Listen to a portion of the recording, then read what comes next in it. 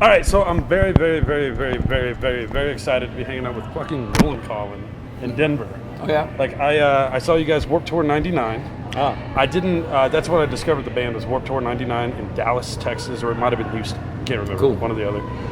Then I got into the band, and then you guys stopped coming to America.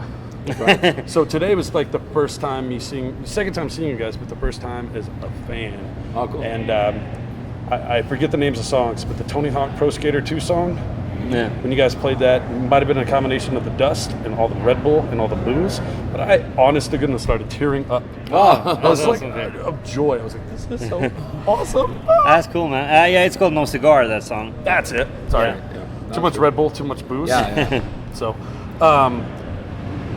so everybody wanted to know, why is it taking you guys so long to come back to Colorado? It's been, what, 10 years-ish? Yeah, something like that. I don't know. We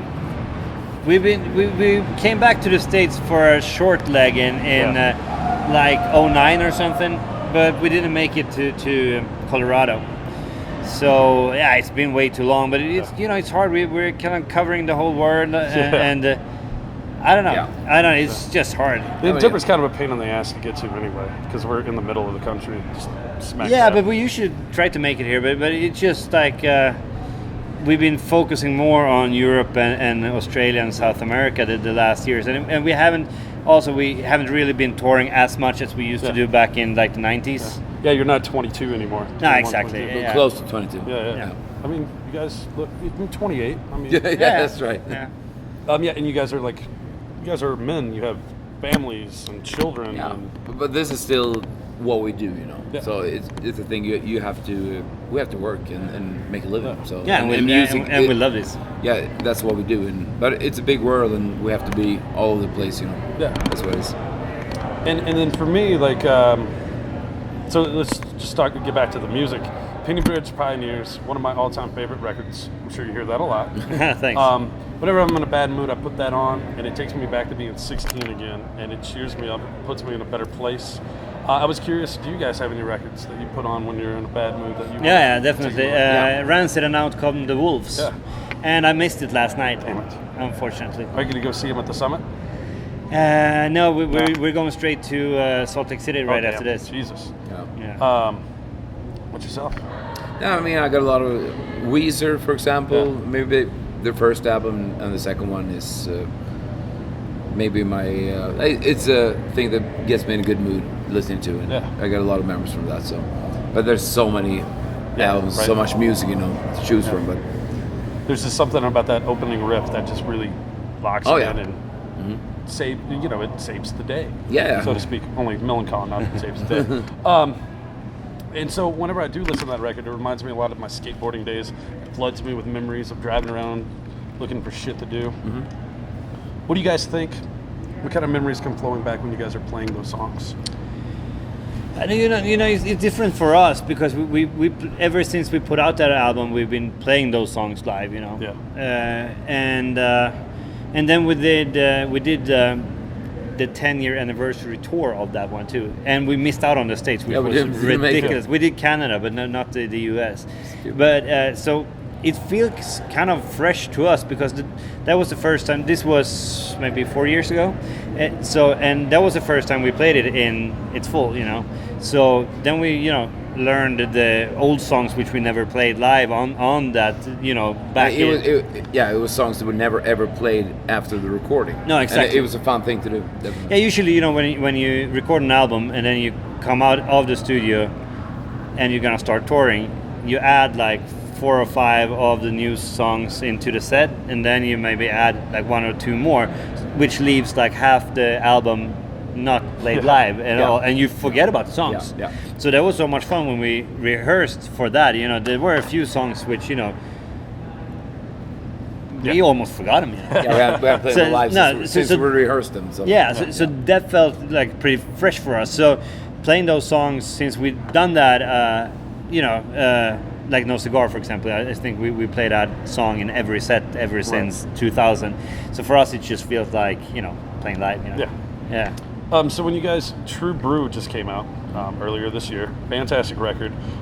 Some bands, when they try to do how do I phrase this? Some bands, when they do more of a throwback record to their earlier stuff, it doesn't come out well. But you guys did it right. Oh, thanks. Does that come from going back and deconstructing Penny Bridge Pioneers, putting it back together? How does that help influence the writing style for True Brew? But I think it was a thing that we wanted. I mean, when we finished Machine 15, that album recording, we felt that we had taken that sound as far as we could. Yeah.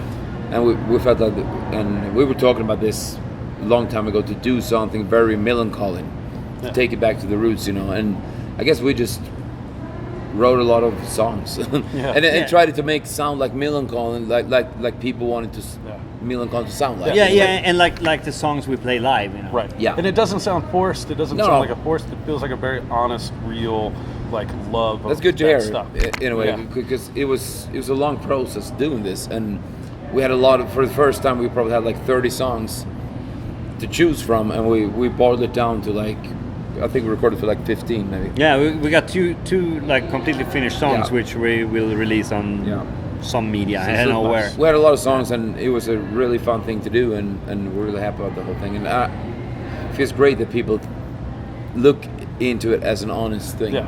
And that's the way it is. Yeah. And how do you reconnect again with that? Do you just try to remember who you were when you're trying to write? I'm getting too much Red Bull and booze. How do you how do you find that place to go to for those songs?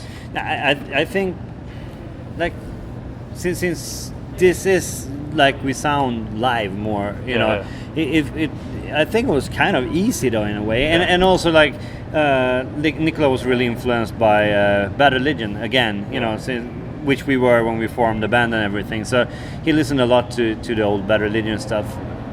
I mean, but I think it came out really good. It's kind of easy to, I mean, we just did it the way we used to do it. Yeah, right. and I mean, it came out the way it did, but I kind of knew when I was constructing the thing how I wanted to come out. And it was kind of easy to do it because I just knew that this is the way to do it. And we I guess we were in our safe zone, you know, both music-wise and production-wise. But Matthias produced the whole thing as well, you know, since he's been working in. We got our own studio in our hometown, so he's been working there, and it's both that we can, you know, we don't rent a studio, so I mean we can be there anytime we want. And since he's a producer, it came out kind of natural. Yeah, really natural and really easy process actually. And so, you know, me and my friends, we really do love the new record. When you come back to like the States, your first time back in Denver, there's a giant crowd out there. How does it feel to come out and know that you weren't forgotten and have people happy and exuberant? Really good. Super awesome. It's hard because we have like 45 minutes like today. When we play our own show, we probably play like 25 songs. Today we did 15. It's kind of hard to choose songs too, because you want to play the new stuff, but then you know that the guys want to hear, the crowd want to hear the old stuff. So we did 4 new songs today and tried to mix up all we had. But there's maybe 150 songs to choose from, so it's very hard. But it's such a great feeling to see that people are here to see us in the crowd, and you know it's such a it's awesome. You know? Yeah, definitely. My most Unreal. anticipated band of the weekend. No bullshit, no kidding. Like, thanks. I can't believe it. So you guys have been together 25 years. Yeah. All the same 4 members. Is there a secret to the success, or did you guys just get lucky out the gates? I mean, it takes time. It takes time, and we've been doing great, like all over the years, and I mean, you know, we've been really successful all over the world. I don't know why, but it's just like people seem to like our music. So it's, you know, there's a lot of hard work, but we've been, I mean, we're in a great position that we still can do this.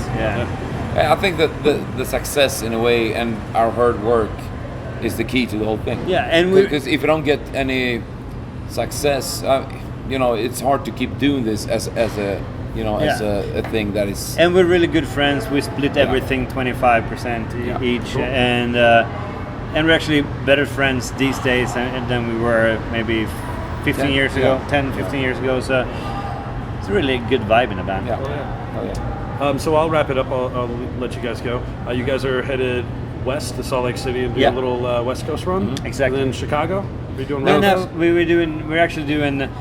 we're going down to San Diego, doing Vegas on the way, and then up to SF, and then we fly to Dallas, and then fly to New York, Boston, then up to Canada, Quebec City, Toronto, and then Chicago. Nice.